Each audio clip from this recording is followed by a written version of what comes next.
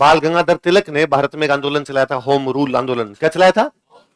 Home का मतलब घर, रूल का मतलब राज, रूल का मतलब राज करेंगे, रूल करेंगे, राज करेंगे। तो बाल गंगाधर तिलक ने अंग्रेजों से कहा कि हमें होम में रूल का अधिकार दो। कहां अधिकार दो? घर में शासन का अधिकार दिया जाए। उनका कुल मिला कहना इतना था कि भारत के अंदर क्या होगा ये तो भारतीय तय करेंगे, भारत के अंदर क्या होगा ये तो कौन तय करेंगे? भारतीय। भारत के बाहर क्या होगा ये अंग्रेज तय कर ले। भारत के अमेरिका के साथ कैसे रिलेशन होंगे कौन तय कर दे? अंग्रेज। भारत चाइना से लड़ेगा कि नहीं लड़ेगा कौन तय कर दे? अंग्रेज। भारत के रूस के साथ क्या रिलेशन होंगे कौन तय कर दे? अंग्रेज। पर भारत में एजुकेशन कैसी होगी कौन तय करेंगे? इंडियन। भारत में सड़कें कैसी बनेगी कौन तय करेंगे? इंडियन। भारत में हॉस्पिटल कितने बनेंगे कौन तय करेंगे? इंडियन। भारत में टैक्स कितना लगेगा कौन तय करेंगे? इंडियन। मतलब इंडियन को इंडिया में तो अधिकार हो। तो होम रूल पहले पड़ गई। तो होम रूल आंदोलन के टाइम शहरों के अंदर, सब शहरों के अंदर लीग बनाई गई थी। क्या बनाई गई थी? तो ब्यावर की जो होम रूल लीग बनाई गई थी वो किसने बनाई? बताओ किसने बनाई? दामोदर दास राठी ने। क्या बनाया बताओ? याद रह जाएगी बात। दूसरा क्या लिखा बताओ? नागरी बोलते हैं हिंदी भाषा को। नागरी किसको कहते हैं? हिंदी। हिंदी लिखने का जो तरीका उसको बोलते हैं देवनागरी। क्या बोलते हैं? तो नागरी का प्रचार करेंगे मतलब हिंदी भाषा का प्रचार करेंगे। वही है, अंग्रेजों के राज की भाषा कौन सी हुआ करती थी? अंग्रेजी। इनका हम किस में करेंगे भाई काम? हिंदी। तो कौन सी प्रचार सभा होगी बताओ? तीसरा बताओ कौन सा है? उन दिनों अंग्रेज अपने स्कूल खोल रहे थे। उनका नहीं भाई, अंग्रेज अपने स्कूलों में क्या पढ़ाएंगे? अंग्रेजी संस्कृति पढ़ाएंगे। हम हमारे सनातन धर्म की, हिंदू धर्म की संस्कृति वो पढ़ाएंगे। तो इन्होंने क्या खोल दिया अपना? तो बताओ तीन, दोबारा बोलो कौन कौन से? नागरी प्रचारिणी सभा क्यों बनाएगी बताओ?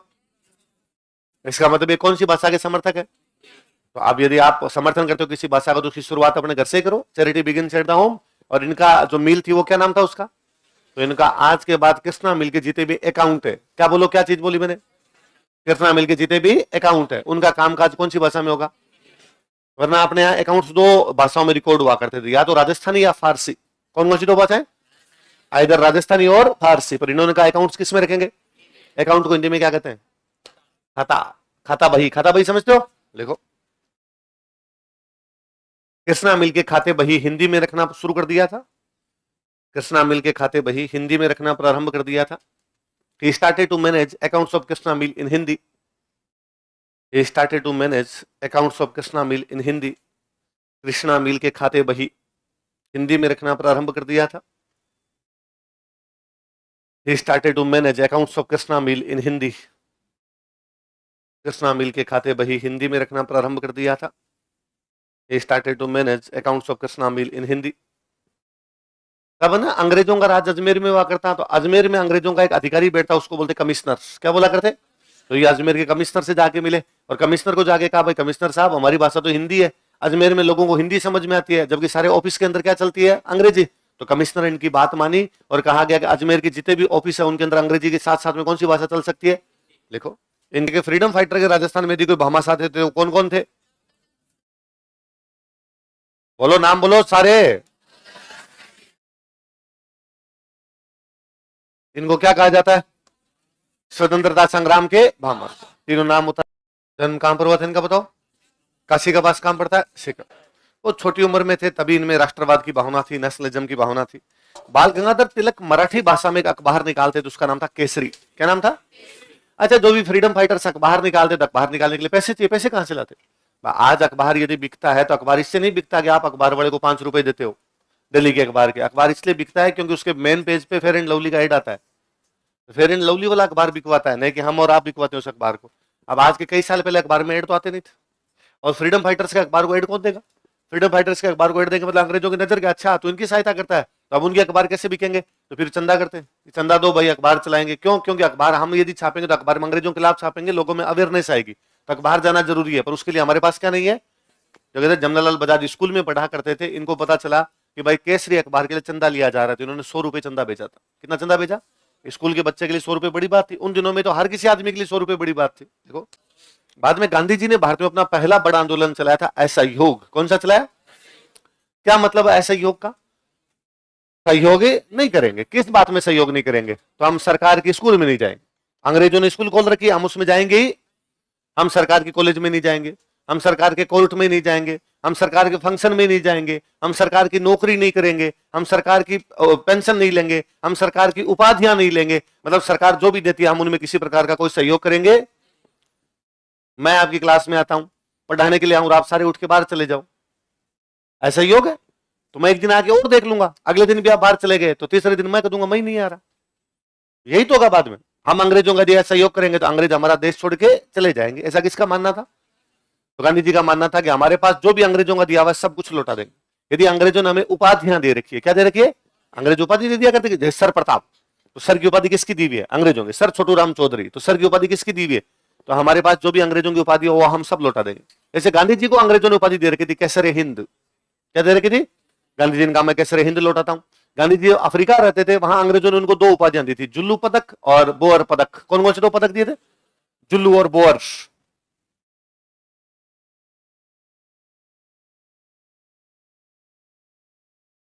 कौन कौन से दो बताओ? जुल्लू है ना, दक्षिण अफ्रीका में एक ट्राइब है, दक्षिण अफ्रीका में एक जनजाति है जुल्लू।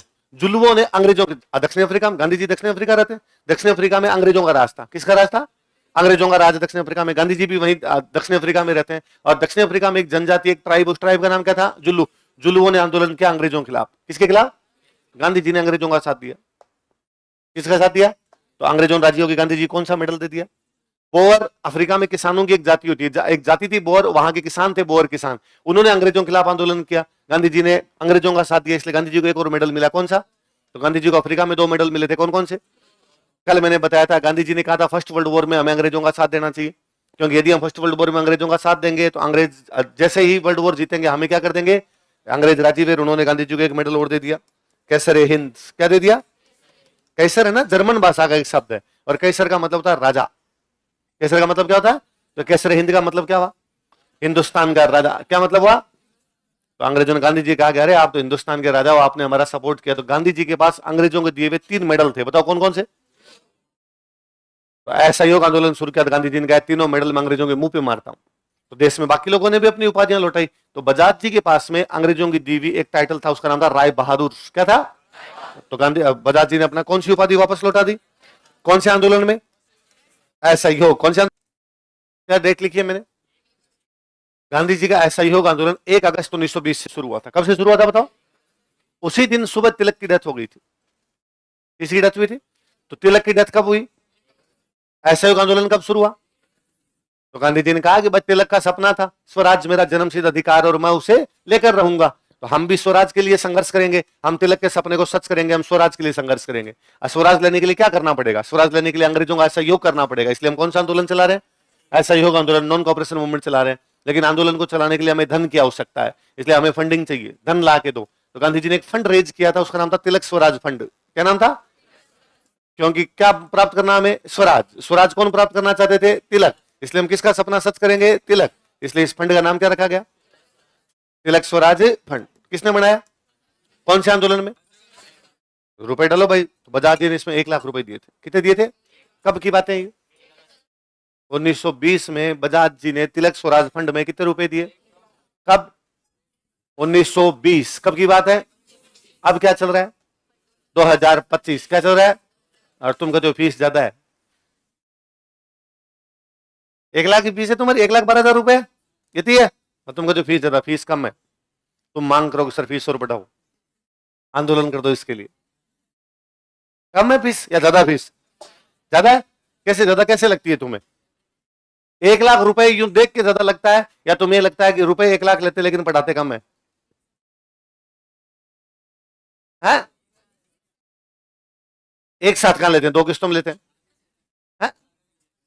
55-56 हजार आओ तो वो तो एक साथ देने ही पड़ेंगे, तो फिर कैसे लेना चाहिए 5-5 हजार हर महीने? है? ताकि एक 5 हजार देके फिर भाग जाए वो, फिर आएगा ही नहीं वो, है फिर पढ़ेगा नहीं वो। फीस ज्यादा नहीं है, फीस कम है, बहुत बहुत कम है। फीस और बढ़ा देनी चाहिए, खूब सारी बढ़ा। नहीं होनी चाहिए। है? फिर तुम आंदोलन कर दोगे? है? तुम्हारा तो हो गया, ये करा हमने तो करा दी जमा, आगे और बढ़ाओ फूटे उनके। कितना स्वार्थी आदमी है। अरे देख, कितने घंटे क्लास होती है तुम्हारी? 6 घंटे होती है। ये लगभग अपनी क्लास चलेगी 2 साल, है ना? 18 महीने, तो 18 के 20-22 महीने हो ही जाते हैं, है ना? खूब लंबा चौड़ा कोर्स है इसका। मैं तो कहता हूँ 18 महीने ही चलेगी ना, 18 महीने मान लेते हैं अपने। 18 महीने के 1,12,000 से एक महीने का निकालो, देख कितना आता है? 400 रुपए आएंगे एक महीने के। पहले मैथ्स सही कर ले तू तेरी।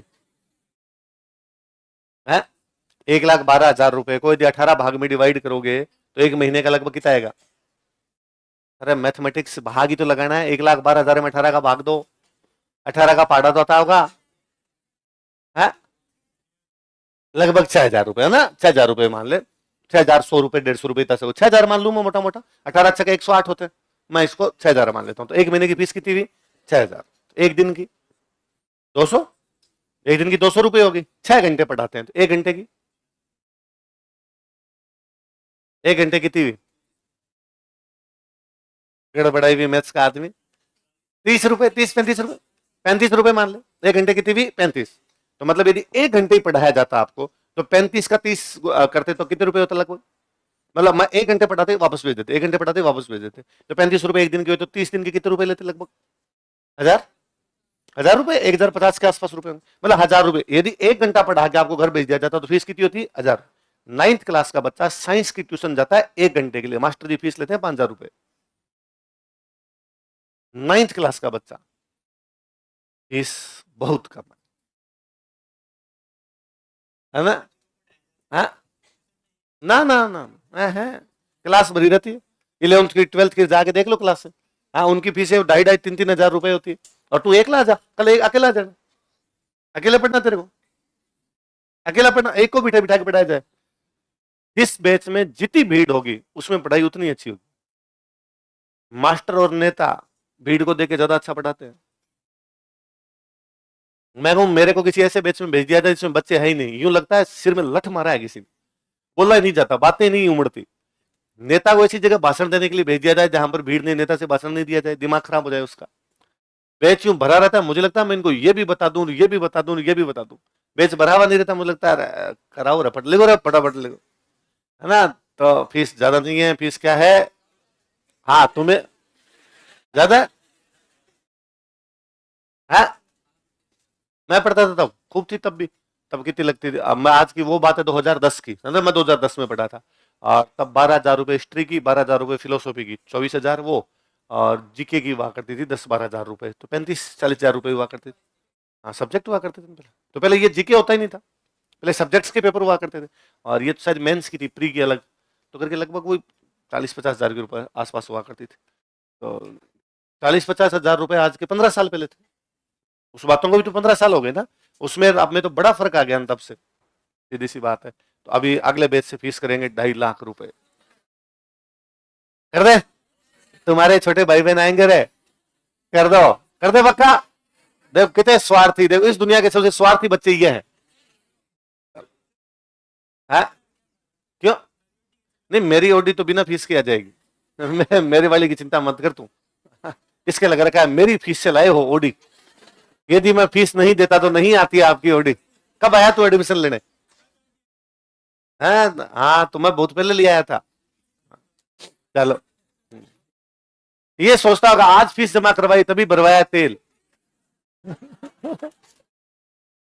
भाई साहब, मैं फीस नहीं देता, घर पे ही खड़ी रहती है आपकी। टायर चेंज करवाए ना, नए टायर लाए, फीस आई है। गांधी जी जो आंदोलन करते हैं उनको क्या नाम दिया करते थे गांधी जी? सत्याग्रह। क्योंकि हम किसके लिए आग्रह कर रहे हैं? सत्य। सत्य मतलब क्या होता है? न्याय। आग्रह मतलब प्रयास करना, न्याय के लिए प्रयास करते हैं, इसलिए उनको क्या बोल दिया उन्होंने? सत्याग्रह। और ये सत्याग्रह आश्रम स्थापित किया गया था वर्धा में। कहां पर किया गया था? तो वर्धा में किसका सत्याग्रह आश्रम था? जमनालाल बजाज का। किसका था? इसलिए अपना राजस्थान सेवा संघ कहां बना? वर्धा में। इसलिए राजस्थान केसरी अखबार कहां से निकला? वर्धा से। इसलिए राजस्थान केसरी के लिए रुपए किसने दिए? जुड़ गई बातें। गांधी जी कहा करते थे भाई खादी पहनो, खादी पहनोगे तो क्या चलाना पड़ेगा? चरखा। क्या चलाना पड़ेगा? तो एक संगठन बनाया था चरखा संघ।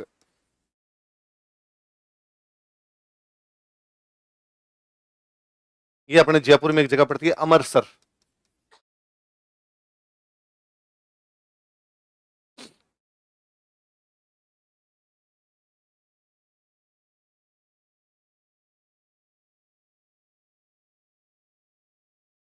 जयपुर में कौन सी जगह बताओ थे?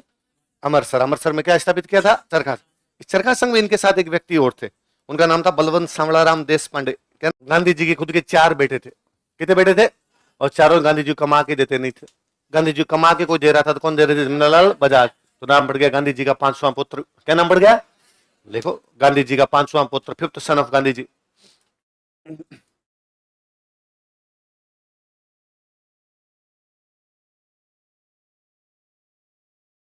गांधी जी का पांचवां पुत्र। एक इनको कहते हैं गुलाम नंबर 4, लिखो स्लेव नंबर 4।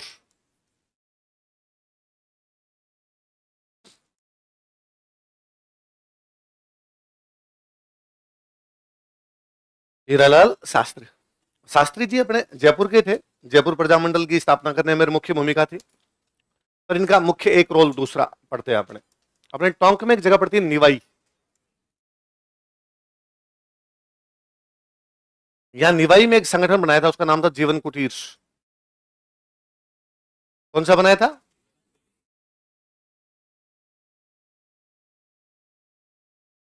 इसी को हम आजकल बोलते हैं वनस्थली विद्यापीठ। क्या बोलते हैं इसको? जीवन कुटीर को किसको कहते हैं? जीवन कुटीर। क्या कहते हैं? वनस्थली विद्यापीठ। पूरी तरीके से एकदम गर्ल्स एजुकेशन को डेडिकेटेड है, लड़कियों के लिए पढ़ाई होती है यहाँ पे, महिला शिक्षा या बालिका शिक्षा कहते बोले ना। और यहां जो एजुकेशन दी जाती है ना, उसको बोलते हैं पंचमुखी शिक्षा। क्या बोलते हैं? एक बार थोड़ा सा लिखते हैं, फिर मैं समझाता हूं आपको। लिखो देखे, निवाई, निवाई कहां पड़ता है? लिखो, निवाई में जीवन कुटीर की स्थापना की थी, एस्टेब्लिश जीवन कुटीर एट निवाई। हीरालाल शास्त्री अपने जयपुर के बड़े नेता हुए थे। हीरालाल शास्त्री की एक बेटी थी, उनका नाम था शांताबाई। क्या नाम था? शांता। शांताबाई स्कूल जाया करती थी, पर ये वो टाइम था जब लोग बच्चियों को पढ़ाते नहीं थे, तो अड़ोस पड़ोस की बाकी लड़कियां तो पढ़ने जाती नहीं थी। शांताबाई स्कूल से आने के बाद में अड़ोस पड़ोस की बाकी बच्चियां जो स्कूल नहीं जा पाती थी, उनको घर पे पढ़ाया करती। छोटी बेटी की लगन देखते तो हीरालाल शास्त्री बड़े राजी होते कि यार बच्चे में क्या भावना है, अभी भी यूं पढ़ाने की भावना है। एक दिन हीरालाल शास्त्री ने देखा कि वो बच्चियां, उनकी खुद की बेटी जो बच्चियां पढ़ने के लिए आती, वो सब मिलकर छोटी छोटी ईंट बना रही थी, मिट्टी की ईंटें बना रही थी। पूछा, अरे बच्चों ये क्या कर रहे हो? कि हम ईंटें बना रहे हैं, हम अपना स्कूल खुद बनाएंगे, लड़कियों का स्कूल अलग होगा। शास्त्री जी ने हौसला अफजाई की, शाबाश, वेरी गुड, और बनाओ ईंटें, फिर तुम्हारा एक बड़ा सा स्कूल बनाएंगे, उसमें केवल लड़कियां पढ़ेगी और कोई नहीं पढ़ेगा। इन बिटवीन ये सब यूं बातें चल रही थी, इतने में शांताबाई की डेथ हो गई। जब शास्त्री जी की बेटी की डेथ हुई तो शास्त्री जी लगा, भाई मेरी बेटी का सपना था कि लड़कियों के लिए क्या होना चाहिए, अलग से स्कूल। बेटी की डेथ हो गई तो क्यों ना लड़कियों के लिए स्कूल बनाया जाए। वो जो स्कूल बनाया गया था वो था जीवन कुटीर।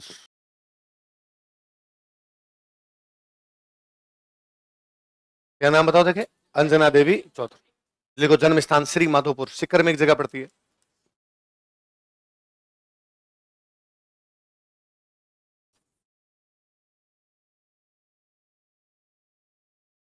श्री माधोपुर कहां पर है? सिक्कर। जन्म स्थान, बर्थ प्लेस कहां पर हुआ था इनका जन्म? अच्छा, नाम से पता चलता है अपने को, रामनारायण चौधरी की पत्नी थी। रामनारायण चौधरी पढ़ा। अब रामनारायण चौधरी का नाम कहां पढ़ा आपने बताओ? किसान आंदोलनों में। तो आप पति किसान आंदोलन में, तो पत्नी ने भी उनके साथ भाग लिया। लिखो, मेवाड़ तथा बूंदी के किसान आंदोलनों में भाग लिया था। She participated in peasant movement of Mewar and Bundi. Mewar तथा बूंदी के किसान आंदोलनों में भाग लिया था। She participated in peasant movements of Mewar and Bundi. मतलब बिजोलिया बेगू मेवाड़ में गए हुए थे। मेवाड़ तथा बूंदी के किसान आंदोलनों में भाग लिया था। She participated in peasant movements of Mewar and Bundi. Mewar और बूंदी के किसान आंदोलनों में भाग लिया। फिर गांधी जी ने जब सविनय अवज्ञा आंदोलन चलाया था 1930 में, तब गांधी जी ने कहा था कि हम नमक बनाएंगे। क्या बनाएंगे? आप देखो आंदोलन के इनके नाम देखो, आप नाम से समझोगे वास्तव में चाहते क्या थे। सविनय अवज्ञा। अवज्ञा का मतलब क्या होता है? आज्ञा नहीं मानना। ओबीडियंस, डिसोबीडियंस है ना, आज्ञा नहीं मानना। अच्छा, आज्ञा नहीं मानने के दो तरीके हैं। एक तो ये कि मैं आपको कहूं कि ये काम करो और आप आगे थप्पड़ मार दो मेरे लिए, नहीं कर रहा। एक तो ये, एक आपको कि मैं नहीं कर रहा, आपको सर जो करना वो कर लो। आता जोड़ी है, मैं आपकी बात को मानूंगा नहीं। तो ये क्या हो गया? अच्छा, अंग्रेजों का एक ऑर्डर है कि नमक भारत के लोग नहीं बना सकते। अंग्रेजों क्या ऑर्डर है? नमक भारत के लोग है, नमक अंग्रेज बनाएंगे। अंग्रेज नमक को बना के बेचेंगे तो अंग्रेज उस पर क्या लेंगे? टैक्स। गांधी जी का कहना है कि हम इस आज्ञा को मानेंगे नहीं। तो क्या करोगे तुम? हम नमक बनाएंगे। कैसे बनाओगे? समुद्र के पास जाके नमक बनाएंगे। हम तुम्हें गिरफ्तार करेंगे, लो कर लो। हम गिरफ्तारी से डरने वाले नहीं है। आप भले ही गिरफ्तार कर लो, लेकिन हम आपकी आज्ञा तो मानेंगे नहीं। हम नमक बनाने का प्रयास करेंगे। इसलिए इसको क्या बोलते हैं? समझ गए ना सविनय अवज्ञा क्यों कहते हैं? तो गांधी जी ने किसके लिए आंदोलन शुरू किया था शुरुआत में? इसलिए उसको बोलते हैं नमक सत्याग्रह। क्या बोलते हैं? सत्याग्रह मैंने समझाई दिया। नमक के न्याय के लिए आग्रह किया, इसलिए क्या हो गया, नमक सत्याग्रह। उसमें अंजना देवी चौधरी भी थी, इनको गिरफ्तार किया गया था। राजस्थान की पहली महिला जिसको फ्रीडम मूवमेंट में गिरफ्तार किया गया वो कौन थी? अगले लिखो भाई, जानकी देवी बजाज। नाम से पता चल रहा है अब तो आपको।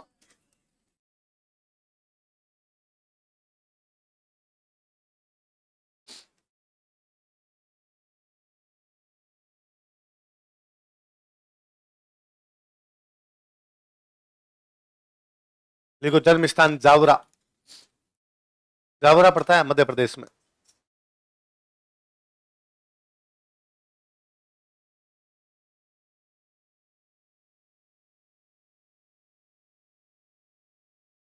जावरा कहां पड़ता है? एमपी में पड़ता है। अच्छा, जानकी देवी बजाज जमनालाल बजाज की पत्नी है। जमनालाल बजाज ने वर्धा में कौन सा बनाया था सत्याग्रह आश्रम, तो वो कहां पे रहते हैं, वर्धा, तो पत्नी भी कहां पे रहेगी, वर्धा, लिख लो। इन्होंने अपना लंबा समय वर्धा में बिताया था। She spent a long time in Wardha. इन्होंने अपना लंबा समय वर्धा में बिताया था। She spent a long time in Wardha. 1933 में कलकत्ता में एक कॉन्फ्रेंस बुलाई गई थी, अखिल भारतीय मारवाड़ी सम्मेलन। कौन सी बुलाई गई? जितने भी राजस्थान के लोग भारत में अलग अलग जगह पे रहते थे उन सबका एक सम्मेलन हुआ, उसका नाम क्या था बताओ? अखिल भारतीय मारवाड़ी सम्मेलन, ऑल इंडियन मारवाड़ी कॉन्फ्रेंस बुलाई गई थी कलकत्ता में। कहां बुलाई गई? और उस पूरे सम्मेलन की अध्यक्षता जिसने की थी वो किसने की थी? जानकी देवी बजाज। किसने की थी? लिखो। 1933 ईस्वी में, इन 1933 एडी, कलकत्ता में अखिल भारतीय मारवाड़ी सम्मेलन की अध्यक्षता की थी। कलकत्ता में अखिल भारतीय मारवाड़ी सम्मेलन की अध्यक्षता की थी। सी हेडेड, हेड बनी थी उसके ना, she headed all Indian Marwari conference at Calcutta. Calcutta में अखिल भारतीय मारवाड़ी सम्मेलन की अध्यक्षता की थी। She headed all Indian Marwari conference at Calcutta. Calcutta में अखिल भारतीय मारवाड़ी सम्मेलन की अध्यक्ष बनी थी, अखिल भारतीय मारवाड़ी सम्मेलन की अध्यक्षता की थी। She headed all Indian Marwari conference at Calcutta.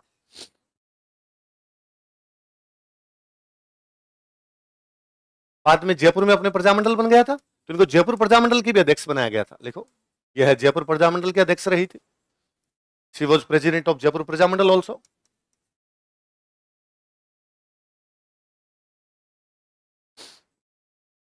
यह जयपुर प्रजामंडल की अध्यक्ष रही थी। She was president of Jaipur Prajamandal also. सरकार ने बनाया था गौ सेवा आयोग। क्या बनाया था?